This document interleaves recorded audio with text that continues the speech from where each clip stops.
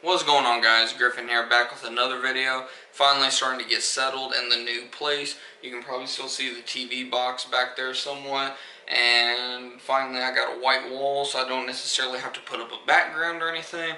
I might still do so in the near future, but for now, just hang with me. Today's going to be kind of just a change of pace video. Obviously, it's the beginning of the new year and whatnot. I haven't even told you guys what my plans are for the new year. That video will probably be one of my next videos, so stay tuned for that. If you're new to the channel, definitely hitting the subscribe button below. But today I'm going to be talking about a book that I read. It's actually by Dave Ramsey's daughter, Rachel Cruz. Obviously her name changed by getting married and whatnot. But the title of the book is obviously Love Your Life, Not Theirs. And what stood out to me was that it's just at the bottom there, 7 money habits to living the life you want. And since obviously I'm a huge Dave Ramsey guy, I've read multiple books of his. I'll probably do reviews on some of his bigger books in the near future, such as Total Money Makeover, EntreLeadership, and so on. But I figured if she's his daughter, obviously they probably have similar philosophies and whatnot, so I wanted to get her take on just money in general, and I'm just always looking to learn, of course.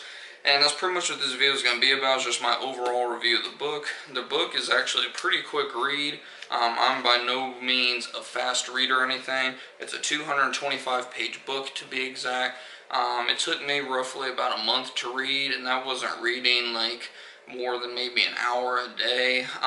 Most of the time I only read probably about 30 minutes before I go to bed. Sometimes when I'm at work on the weekends it gets slow and I'll read for about an hour or so there. But other than that, it's average about 30 minutes at night, and like I said, it took me about a month to read this book, so really quick read if you're not a quick reader by any means. To put in perspective how I am as a reader, throughout school, I might have read one whole book my entire school career, still passed somehow, but that was just because I never got to read books that I felt helped me at all, if you get what I mean. Most of the books we read are like fiction or just a bunch of stupid books. I know one was The Brave New World or something like that while I was in high school. Just books that are just like out of touch with reality. They're just based on a bunch of BS at the end of the day. Whereas when I came in and started just learning about how to be an entrepreneur and stuff, I started hearing about books such as Rich Dad Poor Dad and so on. That's a whole nother subject. But pretty much just any kind of self-improvement book I just love, I dive into, and I get through them very quickly. I'm actually reading this other book right now that I'll talk about in the near future called The Go-Giver. I'm already halfway through it and I just started today. So it's a pretty quick read though. It's only 123 pages. But yeah, that's an awesome book, and I'll go into that in a future video.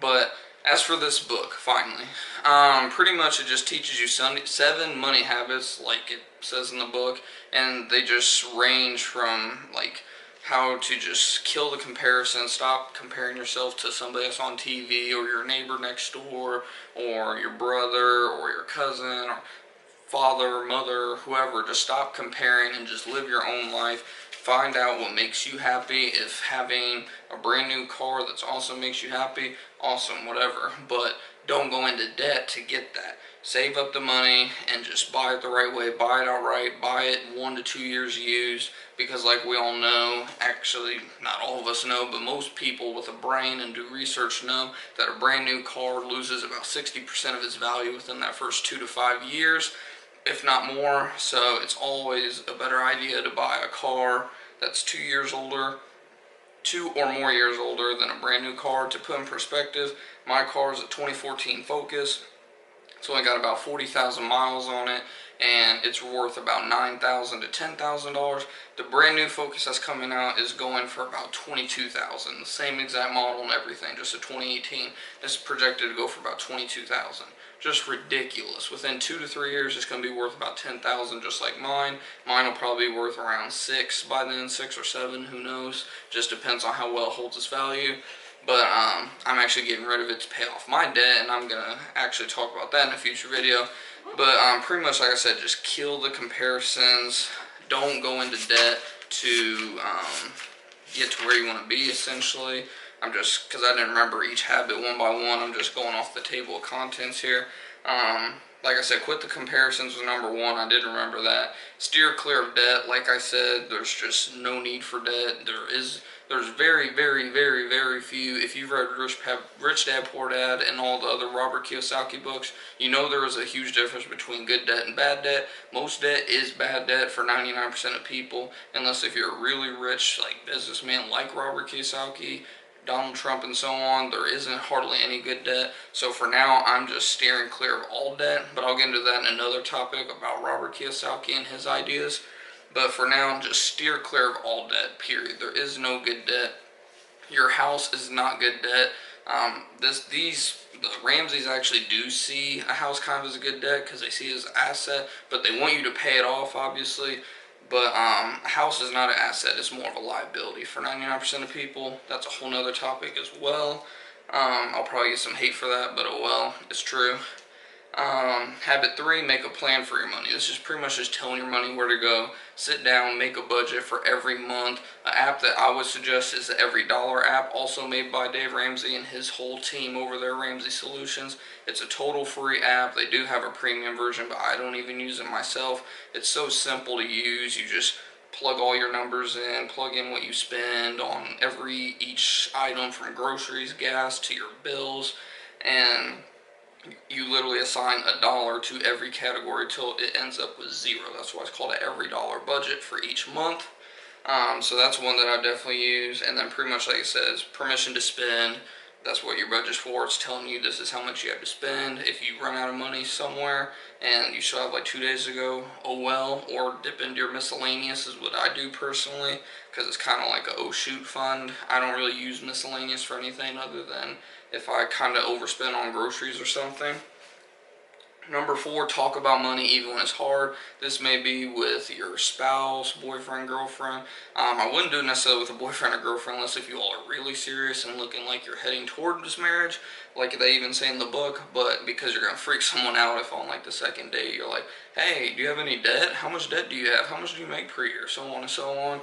Obviously it's going to run more people off than not, unless if you're like months or years in your relationship and it definitely looks like it's going towards marriage, then obviously it's time to start talking about goals and whatnot, obviously.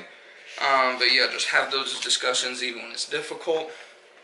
And 5, save like you mean it. Saving for life. Make savings like the biggest goal, essentially.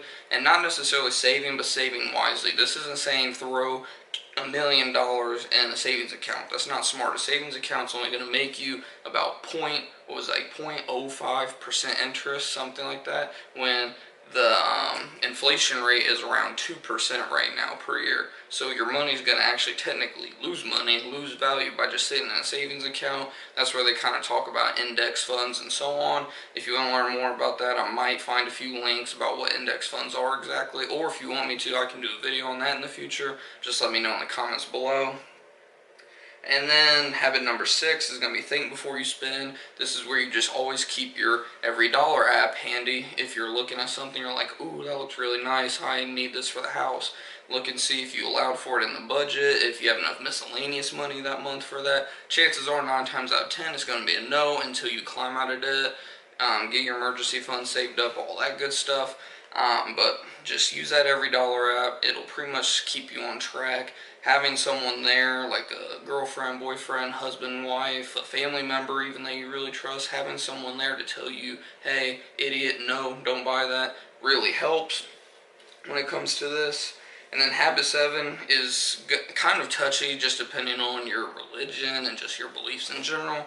But it's give a little until you can give a lot. And really, the reason why I say it's kind of touchy, it's not touchy. Obviously, everyone wants to give, no matter if you're a Christian, Catholic, Buddhist, Muslim. Obviously, everyone is taught to give.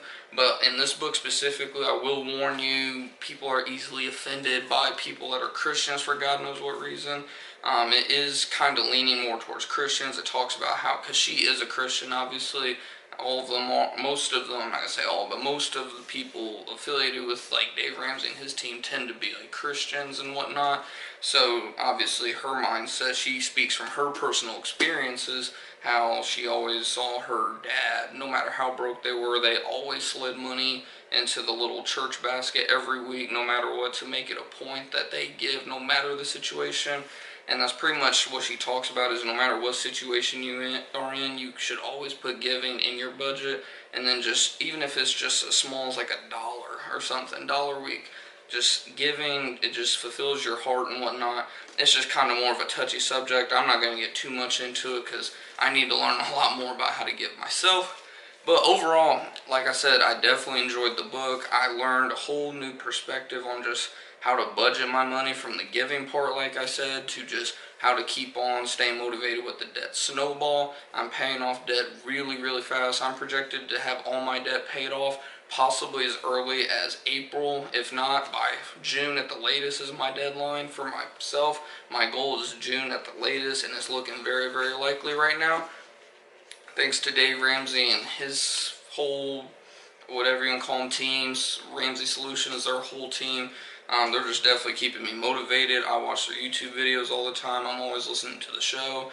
I tend to notice whenever you have a goal, it's a lot easier to reach a goal by just constantly reading about stuff similar to your goal, hearing stuff that keeps you on track for it, just stuff that motivates you, keeps you going. It just makes it a lot easier. I notice every time that I take like a week and don't read one of these books, or I don't listen to the show for a week or two, or if I don't look up any YouTube videos in any subject, not just paying off debt, if it's business, reselling, network marketing, which I'm actually getting into kind of right now. More to come on that in the future, of course.